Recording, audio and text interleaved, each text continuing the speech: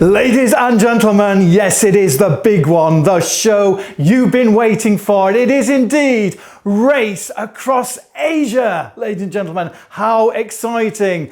We are following in the footsteps through China and India. Yes, we're following in the footsteps of the BBC One, the hit series Race Across the World. And have you been enjoying it, ladies and gentlemen? We have been glued to the series here at Wendy Wu Tours. Absolutely stunning, visually spectacular. So, ladies and gentlemen, lots coming up on today's show as we travel in the footsteps of Race Across the World, as we race through Asia. And we are going to be joined by the winners, yes, the winners, ladies and gentlemen, of Series 1 of Race Across the World and Series 4. We're talking Tony and Elaine and Alfie. Yes, they will be joining us live on the show as well. Can't wait for that one.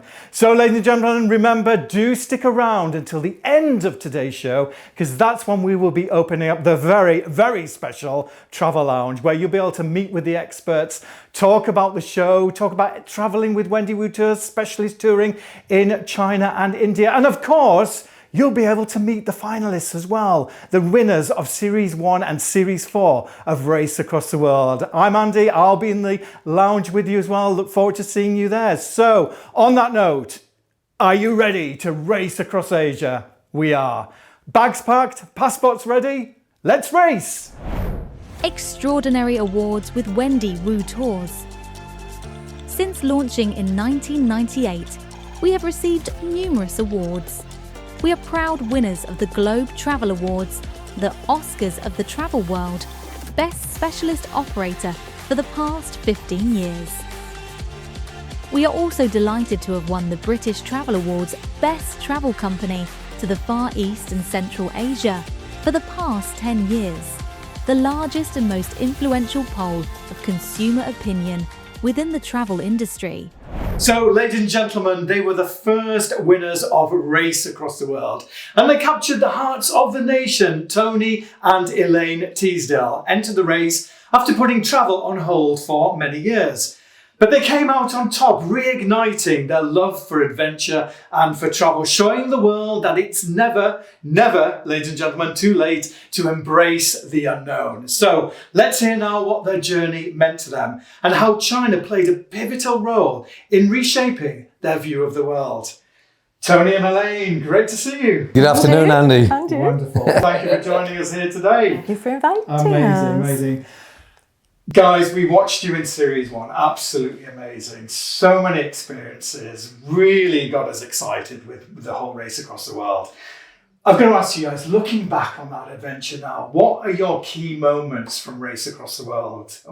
What does that journey mean to you? And what moments have stayed with you?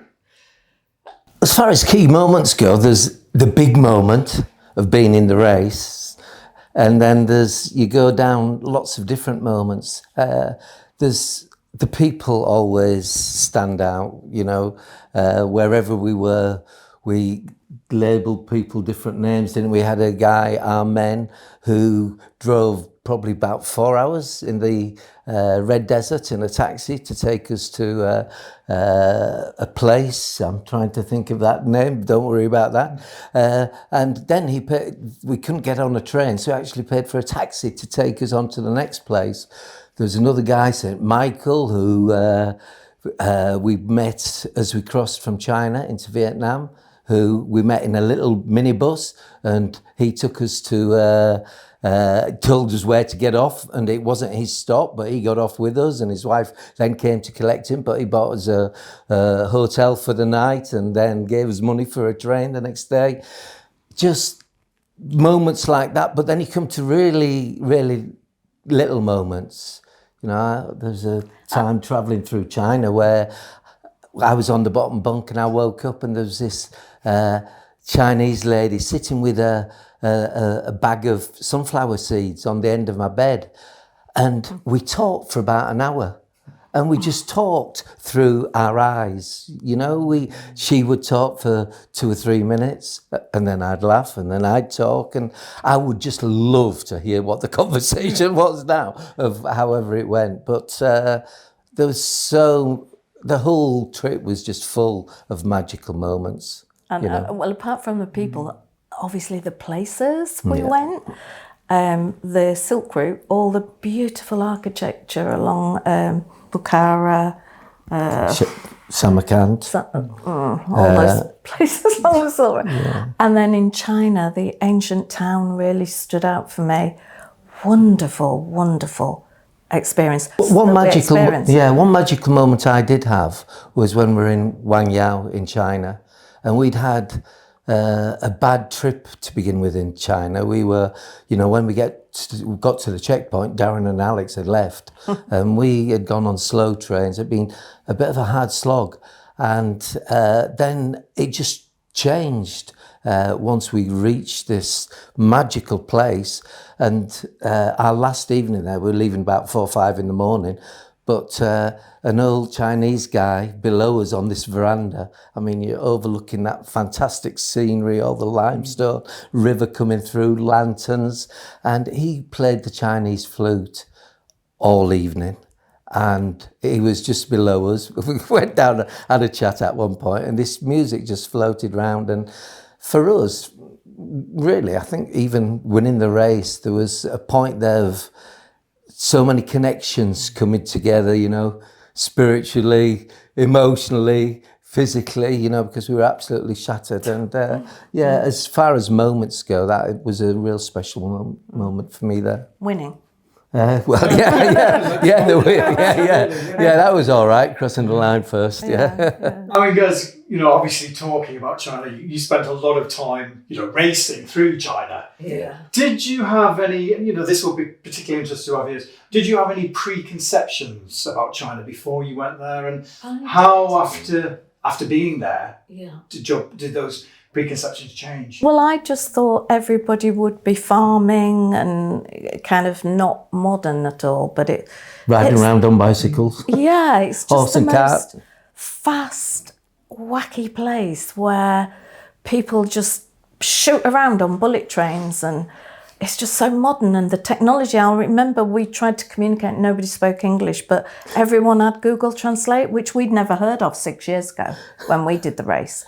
So we were like, they're communicating through Google Translate, and it would speak in English to us, but it never made sense. I mean, if I could remember some of the funny things it said to us and weren't remotely connected to what we were asking, but I think it's come on again since then, Google Translate. It was just, because we started really in the northwest down to the southeast, it felt as though there's like half of our race across the world went through China, and just how varied it was, It was, I didn't realise there was as much to it. I did have my vision was that it was very much third world, but yet it was and it wasn't. It just covered every sort of aspect of of life, of how people live their lives.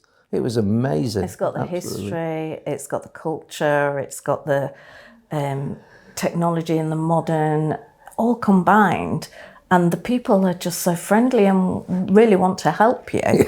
But it was totally blew our minds, and such wacky things. And the food, that's on a different level entirely, isn't it? The food, which actually we couldn't afford to sample, but I would look at it and think, really fancy eating that. And we did in Guilin, we had those like little baby crabs on sticks. Places like that we went to, and we were on a boat down the River Lai, through the limestone scenery, and we had not such a good. It was the highs. In China, you seem to have the highest highs, and then we had some pretty tough times of 30 odd hours sitting on a bench on a train. It's so vast. That's the thing with China. It's just vast. It's endless hours and hours and hours on transport getting from A to B, wasn't it? which is a shame. Yeah. Because there's so much to see, and we were so in race mode we couldn't see it. We had to get on the next train. And That's the perils of racing. It is. Yeah. Obviously, new series is on. You've seen the races take on the journey from China to India, which has been amazing. Yeah. Any places on that route that really appeal to you? Oh, loads. And it would be so nice to spend time there rather than looking at the next transport to get to the next destination. But Yunnan province, the place where they collected the rice, and the mountainous regions, the limestone hills. Cliffs, mountains. I think this series and the route they are taking is so special. It really is. I know the zigzagging a little bit, up and down. It's giving you such a great feeling of what the place has to offer. Yeah. And to pick out individual bits is really difficult because every episode you've looked at it and thought, I would absolutely love to go there. I mean, the ancient village with the chilies drying on the rooftops, the ancient villages are quite special, and I think just to visit a few more of those. And the scenery in that western bit, I don't know the names of the places and the provinces. It's so big, you can't possibly remember. But I mean, kicking off on the Great Wall, I mean, what a start. Special place. Yeah, the Great Wall. We never saw, did we? But, so, Yeah. Another day, another another year. Amazing. Yeah. Thank you, guys. Yeah. Ladies and gentlemen, as you've heard from Tony and Elaine, the proof that travel is full of so many experiences that really do ignite your passion. Travel doesn't just take you somewhere; it actually does transform how you see the world. It does, yeah. Extraordinary value with Wendy Wu Tours. We offer hundreds of inclusions in each and every tour, including your international flights, accommodation, meals, touring, transportation, transfers, and even your visa. All you need to do is get to the airport. So yes, ladies and gentlemen, we saw the series kicking off on the Great Wall of China, the epic Great Wall of China. And yes, we've seen the contestants racing through the series. But ladies and gentlemen, at Wendy Wu Tours, there is no racing at all. At Wendy Wu Tours, the UK's #1 specialist travel company to China, it's all about taking it easy. Everything is included. You are totally looked after from start to finish. That's what has made Wendy Wu Tours the UK's #1. So on that note, ladies and gentlemen, let's take a look at one of the best-selling tours to China with Wendy Wu Tours. It is indeed Wonders of China. If you're new to Wendy Wu Tours, then you may not know that we are the UK's #1 touring specialist to China. We send more travellers from the UK to China than any other company. And with 25 years of China touring experience under our belt, we really know our stuff. We have over 30 China tours for you to choose from. But if it's your first time visiting and you want to ensure you tick off all of those bucket list sites, we recommend our most popular China tour, Wonders of China. This 16-day tour is a comprehensive journey through China's most iconic sites and also features a few hidden gems along the way.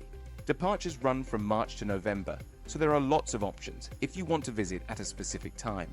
And there are also 4 departures throughout the year, just for solo travelers. As with all our tours, Wonders of China is packed with unique experiences to give you a true taste of this sensational destination. In Beijing's atmospheric hutongs, you'll get to experience typical Chinese hospitality as you're welcomed into the home of a local family. You'll enjoy a wonderfully warm welcome as the family share stories and give you a first-hand insight into daily life in this area. You'll also end the day with a feast of authentic Peking duck, which really is delicious. Whilst in Xi'an, you dine on tasty shuijiao dumplings as you sit back and enjoy the Tang Dynasty dance show, which is a spectacular showcase of the splendor of this period. We start this tour in China's captivating capital, Beijing. Having served as the center for many different empires and cultures, it's no surprise that Beijing is teeming with historic and significant sites. We'll walk through Tiananmen Square, head inside the UNESCO-listed Forbidden City, and admire the beautiful Ming architecture of the Temple of Heaven. And of course, Beijing is the gateway to the Great Wall of China. China's most iconic site. We rise early in the morning to visit the Yuyongguan Pass, where you can take a walk on the wall itself. This is a lesser visited part of the Great Wall, meaning you won't be faced with the huge crowds other parts can sometimes attract. You'll have over 2 hours of free time here to explore the Great Wall at your own pace and soak up the lovely scenery that surrounds it. One of China's high-speed bullet trains whizzes us from Beijing to Xi'an, where we'll discover the Terracotta Warriors. Comprised of over 7,000 soldiers, horses, and chariots, the Terracotta Army was only uncovered in the 1970s, making it one of the most significant archaeological discoveries of the 20th century. We'll also stroll on the well-preserved 14th century city walls that enclose Xi'an's Old Town and visit the Muslim Quarter with its myriad of street food and snack vendors. Next, we travel to Yichang to board our river cruise ship for 4 nights on the waters of the Yangtze. Your river cruise ship will provide the perfect home from home as you meander along the Yangtze. These ships truly set the standard for high-end river cruising, and you'll be staying in a superior cabin with your own private balcony for superb views of the river. On board, you can enjoy things like Tai Chi lessons, cultural lectures, or spa treatments. And at meal times, you'll be treated to delicious dining with expertly crafted Chinese and international dishes.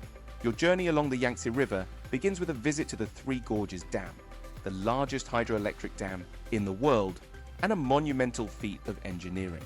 We'll sail through the scenic Three Gorges, soaking up the forest-covered mountains, sheer cliffs, and dramatic views as we go, and enjoy a relaxing excursion through the pretty Shenong Stream gorges. We even hop off the ship to explore the dramatic Snow Jade Cave with its pure white stalactites.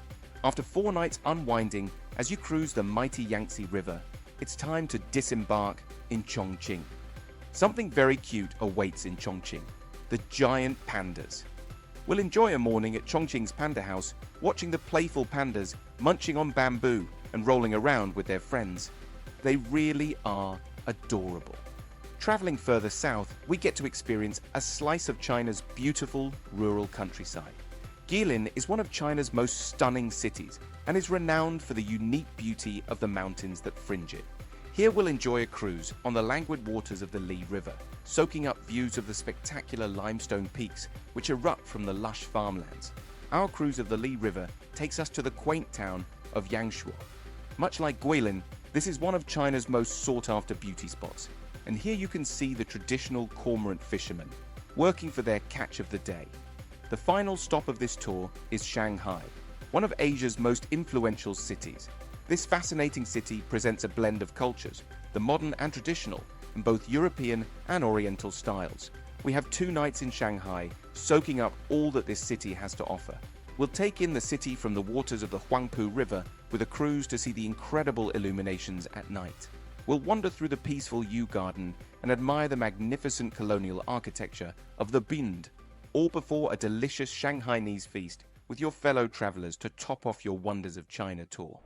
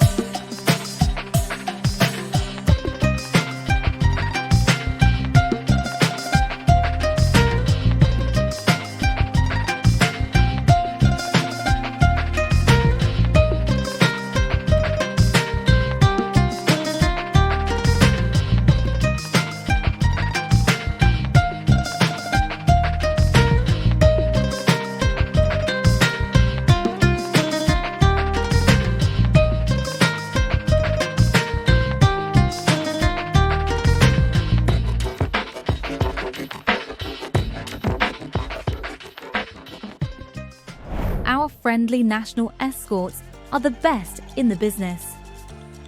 They are all born and raised in the destination you're exploring, so there's no one better to tell you more about the local culture, traditions, and way of life. They are with you from the moment you arrive to the second you leave, taking care of you every step of the way. Their passion, knowledge, and expertise will make your tour truly remarkable. Now, if anyone knows the highs and lows of racing across Asia, it's Alfie Watts, who, alongside his best friend Owen Wood, won Race Across the World in 2024. Now, their journey took them through Japan, South Korea and Southeast Asia as well. But as many of you will remember, ladies and gentlemen, there was one major destination that they didn't quite reach, which was China. So let's catch up with Alfie now to hear what stuck with him from the race and what's next on Alfie's travel radar. Alfie, great to see you. Andrew, thanks for joining us today. No, thank you for having me. It's a very exciting moment. And we're so glad that you've been able to stop your travels for a while and join us here in the Wu studio. Amazing. I've been surprisingly UK based for the past couple of weeks. It's been, I'm getting withdrawal symptoms. Absolutely. Well, we're going to change that for you now. We're going to whisk you away virtually. Alfie, you raced. I mean, what a series. You raced through some incredible places. Japan, South Korea, Southeast Asia. But we want to know, don't we, ladies and gentlemen, which moments have stayed with you the most from that race? It's always the moments that are with people that I think stay with you. Obviously, there's a moment of winning and how kind of that was, life-changing, and that was obviously the highlight. But the moments that stick with you from the wider race are always the moments that you had with individual people. The surfing that we did in Bengkulu on Sumatra in Indonesia immediately springs to mind. Like once-in-a-lifetime opportunity, being taught by a surf instructor from Indonesia was a real highlight. And then you've got the people you meet in Vietnam and Thailand and Vietnam, obviously huge highlights for anyone who goes traveling, but for us as well, massively. And I think it's on that note, Alfie, and again, ladies and gentlemen, that's a key thing actually, isn't it? When you're traveling, it is so much about the people that you meet and the people that you're traveling with. Yeah, exactly. And I think that's the overriding memory that will stick with us, is the fact that I got to do it with my best mate, and we got the opportunity of a lifetime that most people will never get, and we're so grateful for that. And just the whole experience sticks with you in a completely different way, and it changes the way that you see traveling. Absolutely, and I bet the way you see the world as well. Yeah, and it makes you realise that the world's not as scary as you think it is. It makes you realise that people are even more friendly than you thought possible. Like, the kindness of strangers is amazing. Particularly, I think the further away you go, the kinder people get. Amazing. I've got to say again, Alfie, racing through these countries, what a journey. It must have given you a real glimpse of what these countries have to offer. Are there any that you'd like to go back to? Maybe, can I say, Alfie, maybe at a slower pace this time? A bit more exploring, maybe? I think that's the thing, is that you're right. I think it does only give you a taste of kind of what the countries offer, because, we're in Thailand, I think, for 13 days in the end, but that was the longest that we spent in any country. Vietnam was 3 days, Cambodia was 3 days. It's like you can't get an idea of what these places are like to visit. So Malaysia and Thailand are my two favourites from the race in terms of countries. I've gone back to Thailand, I've gone back to Malaysia, I'm doing both again this summer. Obviously we didn't get to go to China, and that's a country that I really want to explore because it's so diverse, and again, I really enjoy, basically to areas that, we don't portray that well, I guess, in the media. I love going there and seeing that actually they're incredibly beautiful, and I think China would be one of those places. And you can't imagine, Alfie, how gutted we were on that series that China was not in the series, completely missed. What is it about China, Alfie, that draws you? I just think Just from looking in, it looks like a different world. You know, the way that they operate technology, the way that they live their lives, it just feels like a complete culture shock. I mean, Japan was a culture shock, but I'd say Japan have got more kind of, you know, typical Western tendencies than China do. You know, China have their own Google. It's just everything is completely different out there, and I think just experiencing that different way of life is something that I'm really passionate about. The food, love the food culture out there as well. Some of it, some of the things that I've seen on this series of Race Across the World, probably not so much, but and just the natural beauty of it. If you're going to the north, and yeah, it's just such a diverse country that I really would love to visit it. How, I mean, going back to the series, right, that you were on, how did you find the food? So it's difficult on Race Across the World because you're focused on being financially efficient, and sometimes financially efficient isn't having nasi goreng in, you know, Malaysia and Indonesia, for example, and it's not having pad thais on the streets of Thailand. It's sometimes going to 7-Eleven and getting a rice and a chili sauce for the week. But having gone back, the food in that part of the world is my favourite. Thai cuisine is my favourite. I love Malay cuisine. There's just something about Southeast Asian food that's just incredible. Absolutely. We love it too, don't we, ladies and gentlemen? Any part of China, Alfie, that you're dying to see first? You know, obviously iconic sites. You've got the Great Wall, Terracotta Warriors, Xi'an, the Kars Mountains. If you were to pick, which of those sites that you are really itching to see? So I think anywhere sort of in the north that's kind of almost sort of Himalayan in a way, that's really, really interesting. But I think Chongqing, the city, is like a city that I'm really fascinated by. Like, to have a city so modern, that's, you know, maybe only like the 5th most populated city in a country that size, that really like that's been on my TikTok for ages, and that's a big destination of mine I'd like to go to. Amazing. I mean, there is so much to see, absolutely, in China, absolutely. Yeah. So would it be safe to say, Alfie, it looks like, hearing, ladies and gentlemen, that China is definitely on your next big adventure? I'd like to think so.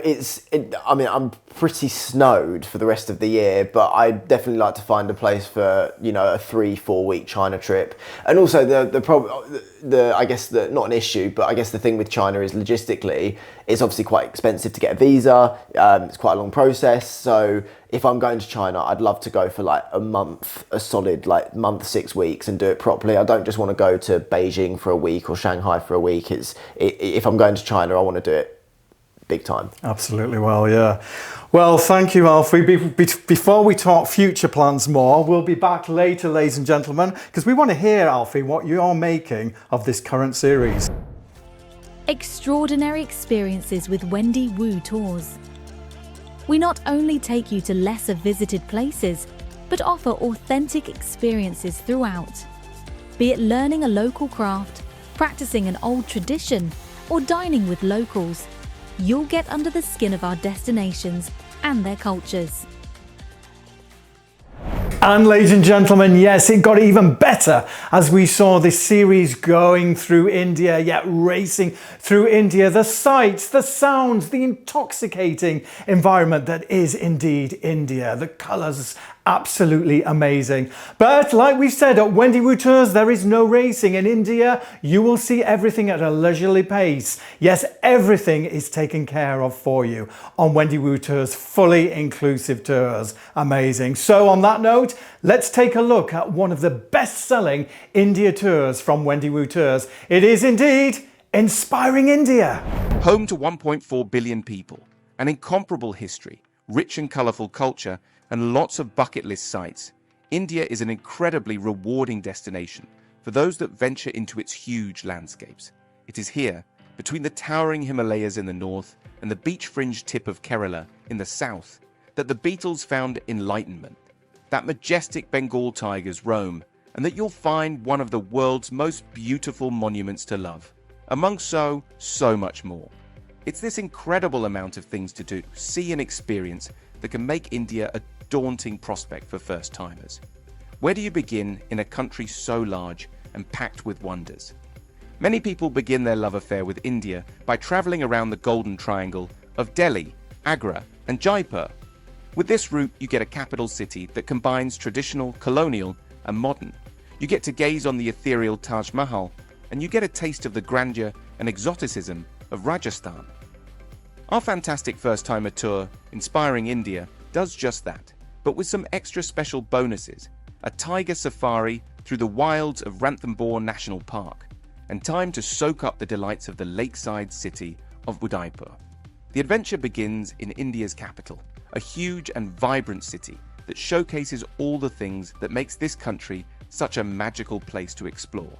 Here you'll have a full day discovering the sights of old and new Delhi to see how the city has transformed through the ages, from Mughal to colonial to modern day. This includes a walking tour through the streets of Old Delhi, a visit to Jama Masjid, India's largest mosque, and a rickshaw ride through a large and fragrant spice market.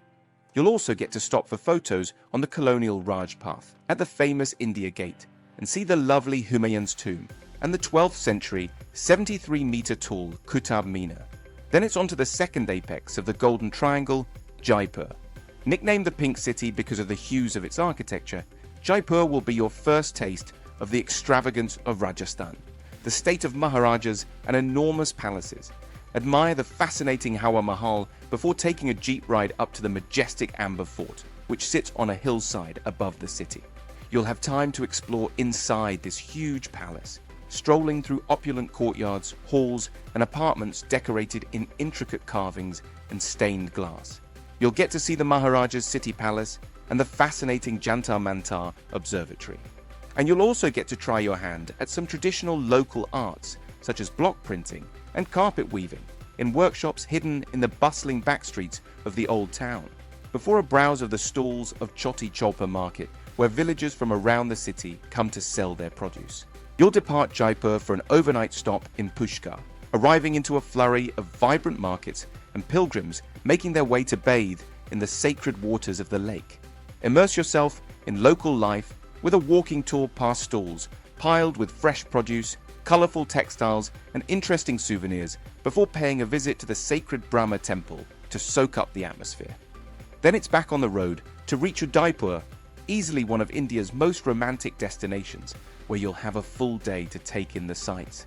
Enjoy a relaxing cruise on Lake Pichola, looking out for the magnificent lake palace that seemingly floats on water, which you may recognize from the James Bond film Octopussy. Then wander among the incredible palaces that sit on the lake's edge. The city palace, which you'll also visit, was built by Maharaja Uday Singh in 1725 and is still home to his descendants today, who remain the rulers of this independent state. The next stop is Bundi, which you'll travel to via the imposing Chittor Fort. Admire its magnificent architecture and the sweeping views over the town of Chittagara and the surrounding landscapes. Bundi itself is known for its stepwells, which were constructed over the last 500 years as a way to access underground water supplies for drinking and bathing. You'll be awed by the incredible architecture and the intricate design. There'll also be time here to uncover the wonders of the Taragar Fort. Then it's time for tigers, as you arrive into the scenic beauty of Ranthambore National Park. Once a royal hunting ground centered around the impressive 10th century Ranthambore Fort, as well as a wonderful array of wildlife, the park is scattered with old mosques, temples, and pavilions. There is no more picturesque place to spot leopards, boars, sloth bears, hyenas, and of course some of the individuals of the park's 71-strong population of Bengal tigers. You'll search for them on an early morning and afternoon game drive. Departing the wilds of Ranthambore, you'll arrive into this tour's final stop, Agra. En route, you'll have explored the city of Fatehpur Sikri. A UNESCO World Heritage Site thanks to its outstanding architecture, Fatehpur Sikri was built as the new capital of the Mughal Empire in the 16th century, but was only occupied for 10 years before it was abandoned. The final apex of the Golden Triangle, Agra was the capital of the Mughal Empire between 1526 and 1658. Nestled in a bend of the Yamuna River, the city is home to two UNESCO World Heritage Sites, the magnificent Agra Fort and, of course, the Taj Mahal. Your time here begins with a bang, a glass of champagne at sunset, gazing over the city to the Taj Mahal. The next morning, set your alarm early to see it up close. First thing, the crowds are at their thinnest and the Taj Mahal at its most magical.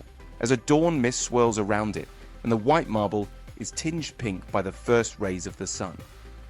A mausoleum to Mumtaz Mahal, the favorite wife of Emperor Shah Jahan, this beautiful edifice was built out of love and is considered the magnum opus of Mughal architecture. What a bucket list site to round off your India adventure. Return to Delhi for your final night, catching your flight home the next day with a head full of extraordinary memories. This is just one example of our extraordinary, fully inclusive tours to India.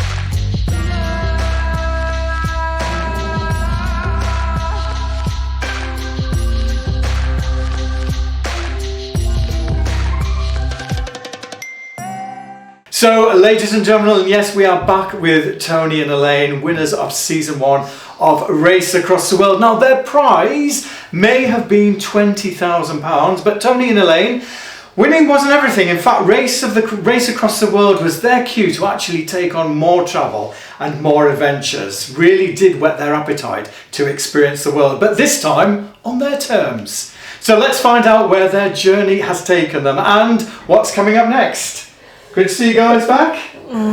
Well, the first thing we did the following year was go to South America and through Argentina and Chile, and we did the W Trek in Patagonia, which was, I can recommend, and went to Ushuaia, the southernmost tip of South America, where we waited for a boat to Antarctica, and we went to Antarctica. So that was like another planet, Antarctica. That was something else. It was superb. But interestingly, we stayed in the hotel that season 2 Race Across the World finished at, but we didn't know, and it was the owner of the hotel that recognised us when we stayed there for the night, and so we contacted the director and Yeah.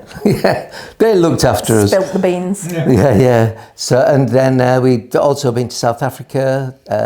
We spent quite a long time in New Zealand, Egypt.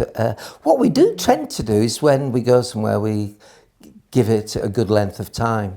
Which we never did before. Yeah.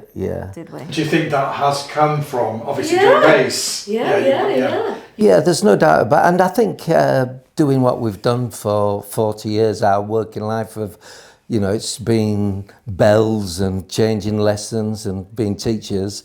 And we've been in a little bit of a straitjacket. So when it comes to this chance to explore and, take those shackles off, we've really just the enjoyed it. Of the travel. And Race Across the World was no doubt the spark that has lit the fire. It really has. Yeah, no doubt about it. Now, I mean, obviously, race across the world, you're racing now without that pressure of having to race. Has travel taken on a new dimension? Yes, because you can enjoy it. What I find really interesting is the last episode that I watched of the present Race Across the World. Every team were getting excited and geared up to really race, and they weren't interested in the adventures and the experiences. They just had their race head on and wanted to just go. And that's the thing. When you've not got that pressure, you can just enjoy the experiences and sit down and enjoy a cup of coffee instead of freaking out about getting the bus and getting the train. You travel, you want to see the scenery, you want to meet the people, but there's a big part, you've just got to go and relax and enjoy the experience. And I think also, sometimes the older you get, I don't know whether it is the senses become sharper. You certainly, I feel now, I take a lot more in when I'm traveling than I did in my earlier days. You know, in the earlier days, you just tend to go through places. Now you just enjoy so Meeting many the more people different. You know, you were a bit like a flannel in your early days. Now you're like a sponge in your older days, where you just take more in. So. Yeah, it's a length of time maybe, but I think it's the experience of life as well. Yeah. Do you think has it given you, like, now, would you feel travel is more about the culture, the experiences, that immersive experience of travel? Yeah, and really being there a long time helps with that. You're not with holidaymakers as such. You're with the people travelling through. That's what I would put that more or less at the top now, Andy. You know, the experience of the culture and the people and getting into their way of life. You know, it's that's really what, you know, when you're going out and exploring now, that's what you want to do. When we were working hard, there's no doubt the time that we had to find somewhere just to go and sleep and relax and lay on a beach or whatever. But now you know, you want to immerse yourself wherever you are going. Do you think, has it changed you as people? I think it has changed us, because we want to invest our lives in travel now, because we're getting on. We don't have that much time to travel.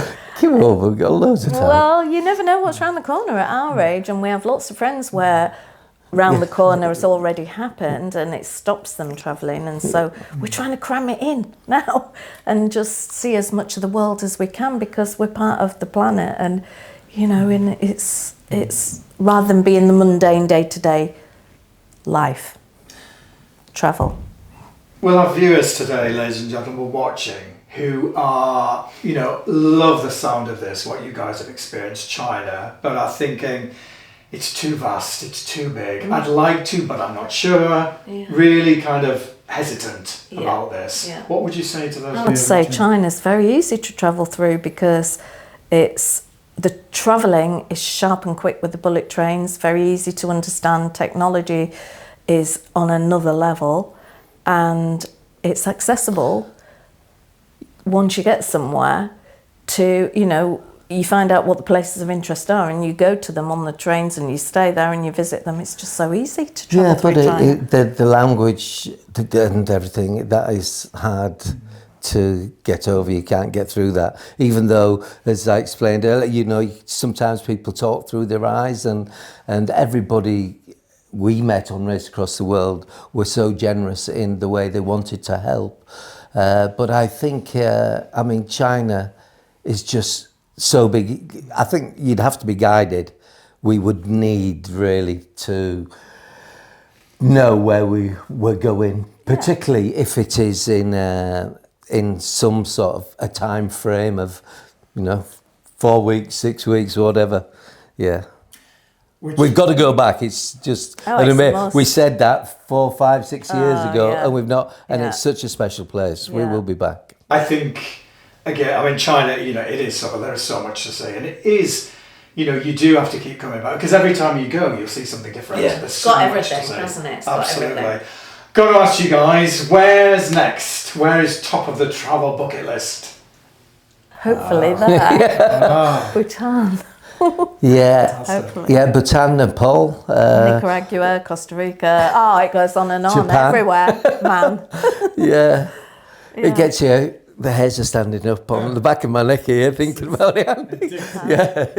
Yeah, it is addictive, and the drug is certainly in the bloodstream. Oh, guys, thank you so much. From racing the world to embracing the moment, Tony Elaine, it's been an absolute pleasure having you here with us. Thank you. Thank you for inviting us. Travel solo with Wendy Wu Tours. Our fully inclusive tours are perfect for solo travellers. With everything taken care of, you don't have to worry about the hassle of organising a holiday by yourself. We do it all for you. When you travel on our tours, you'll be exploring amazing destinations with a group of ready-made friends. With immersive cultural experiences and informal dining, all enjoyed as a group, you'll make friends for life. And don't forget, your national escort is right there every step of the way, sharing the experience with you too. We offer a number of options for solo travellers. You can join any of our group tours, travelling with a mix of other solos, couples, and even small groups of friends, and enjoy the privacy of your own room by paying a single supplement. If you don't mind sharing a room throughout the tour, our Happy to Share option means we can pair you up with another solo traveller of the same gender with no single supplement to pay.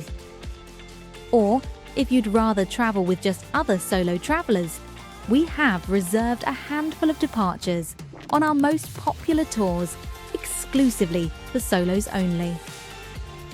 On these dedicated solo tours, you'll have a room of your own and will travel in a group no bigger than 18.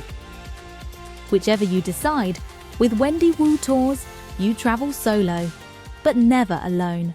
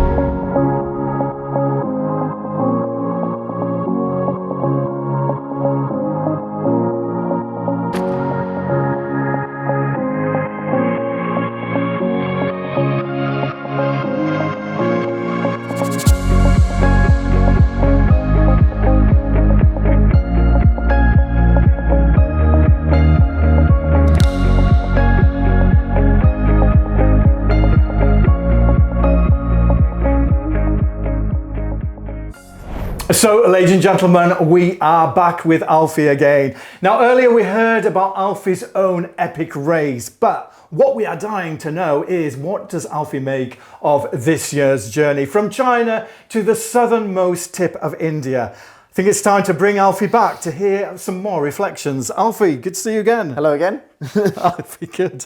So, Alfie, having watched this year's race unfold from China to India, got to ask, are there any places on that route that are now firmly on your bucket list? I think the standout for me was Sanya, the second checkpoint destination on Hainan Island. Just not what you'd expect from China at all. You know, go from this high-rise, you know, city into this island that's basically like tropical. And it's, yeah, that completely, even me watching it, I was like, wow, to think that that's in China is amazing. So I think that's definitely somewhere that's on the bucket list. And I think that's fair to say, isn't it? Because I mean, again, and I think that's something that obviously the series does so well, is capturing those moments, showing you the variety of a destination. Yeah, just the parts of places that you'd have never ever thought to visit. You know, a standout for us last year was sort of Mai Sariang in Thailand, when you go into the very, very sort of northwestern tip. And you know, nobody would ever go that kind of far out, but it just shows you the kind of beauty in venturing off the beaten track. And China is probably the best example of that, because there were so many places that you just think, wow. We touched on it earlier in the first part. You know, after your time racing across Asia, you know, do you find travel different now? You know, are you looking now to maybe, obviously you've raced, that was one mega race. Are you looking now to maybe do more immersive, meaningful travel, more experiences? I think it's just changed the way that you kind of view, you know, whenever I travel now, I always try and speak to the locals. You always try and look at all bus and train options before, you know, thinking about flying, or actually is flying the cheaper option. It's the way that you think about the way you're traveling, it just completely changes. You think, can I go to a connection? Is there a local kind of farm that I can visit? All of those different things that I think only kind of being immersed in the race can bring. But I think these guys are that have done Series 5 are probably going to come out, I think, the richest out of any of the teams that have come out from previous series, because I think China, Nepal and India are kind of so spiritually enriching. You know, our route was kind of well along the tourist trail, and even though we did go out the way, you know, we saw backpackers along the way because, you know, we're going through Thailand and Vietnam. But I think for the guys coming off of Series 5, they're going to have been properly immersed in some seriously like spiritual culture. And I think they're just going to come out of it feeling completely different about the world, which is amazing. I mean, it's so interesting hearing you say that, because I think that is true, ladies and gentlemen. You know, when you're traveling, it is the experiences. Like you say, Alfie, you said, you know, so many times it's talking to the people, it's getting to know people, it's those life-changing, enriching moments of travel. Yeah, and you think about some of the homestays that people in this series in particular will have shared, and the kind of that kind of connection that they'd have felt to, you know, particularly Indian and Chinese culture. I mean, it's just a complete shock from what we're used to in the UK, and just coming out kind of, you know, more tolerant of people's experiences and a deeper understanding. It all contributes to hopefully like a more kind of harmonising world, which is why I think Race Across the World is such a good show, because not only do those 10 people that were on the show get to feel that, but also millions across the country get to feel like they're part of it as well. Absolutely. I mean, you know, we certainly, you know, we travelled, we were there with you, Alfie, on that journey. We were racing with you. Absolutely. Obviously you raced, you backpacked, you know, you did some pretty amazing experiences on that. What do you think now? Do you think it's a good idea? Obviously what you did was very different, but can you see the appeal of letting somebody, you know, take care of everything for you, the logistics, you know, so that when you're traveling, you can just focus on the moment, the people and indeed the culture? I think, yes, definitely. And I think it comes down to actually what you get fulfillment from, because I think a lot of young people kind of enjoy the whole sort of like roughing it and having the experiences and, you know, kind of finding their own bars and finding their own people. But I think you get to a certain point, maybe it's an age thing, maybe it's not, where actually you just go, do you know what, I'm you know, perhaps it's annual leave that you want to take, you don't want to waste time. It's like actually getting someone to plan this for me, and actually I can just put my bag on and enjoy it. Is definitely, and I definitely get the appeal of that. I like both sides, but definitely if I've done backpacking, then it'll be like, yeah, can someone just I'll just watch. It's fantastic. Absolutely, huge appeal in that. Alfie, I want to ask you, obviously, viewers watching today, what would you say? Because, you know, we'll have viewers that have travelled with Wendy Wu Tours before. There will be many sitting watching this that haven't travelled, that, you know, would love to, that are looking at these experiences thinking, wow, they look fantastic. I'd love to, but I'm just not quite sure. What would you say to people who are hesitant? And I think the message is kind of perfect for people wanting to visit China, because I think China can be a really scary place to kind of, on the face of it, to go and travel to, because, you know, it's not the Latin alphabet, you know, and I understand the kind of the portrayal in the Western media and things like that. China can be a really daunting place to go and travel to, which is why I think going on a tour is why it's such an appealing option, because you know you've got that extra barrier of support. You know you're going to be able to see the beauty that, you know, everyone knows China has to offer. And I just think understanding that you're going to be safe when you embark on a tour with Wendy Wu, I think that's a real selling point for someone. And I think that's the kind of main message, is that it takes that fear factor away. And that, I think, allows you to kind of go and completely enjoy and immerse yourself in the experiences. Amazing. So would you say to people who are hesitant, do it, live life? Absolutely. I love it, absolutely. Sounds like your next journey, Alfie, is going to be a journey of discovery and not competition this time. It's been, I mean, yeah. I think the whole thing's been a journey of discovery, to be honest. But I always feel like I'm competing with myself anyway. So, but just enjoying the road is kind of the ambition and the mantra now, and kind of showcasing to the people that follow me and the people that have taken an interest in races across the world that, you know, it's not just the only way to see the world is to go onto a TV program. It's actually, there's so many easy, accessible ways for people to do that, and that's the message that I'm trying to show. Absolutely. Alfie, it's been an absolute pleasure. Thank you so much. Been great having you here today. Thank you so much thank you for having me. I really appreciate it. Amazing. Thanks, Alfie. Thank you. And now, ladies and gentlemen, a very special giveaway for you. From our friends at Cathay Pacific. Yes, the first booking made following this show on an Asia tour, travelling with Cathay Pacific via Hong Kong, will receive access to the multi-award-winning lounge at Hong Kong Airport. Absolutely amazing.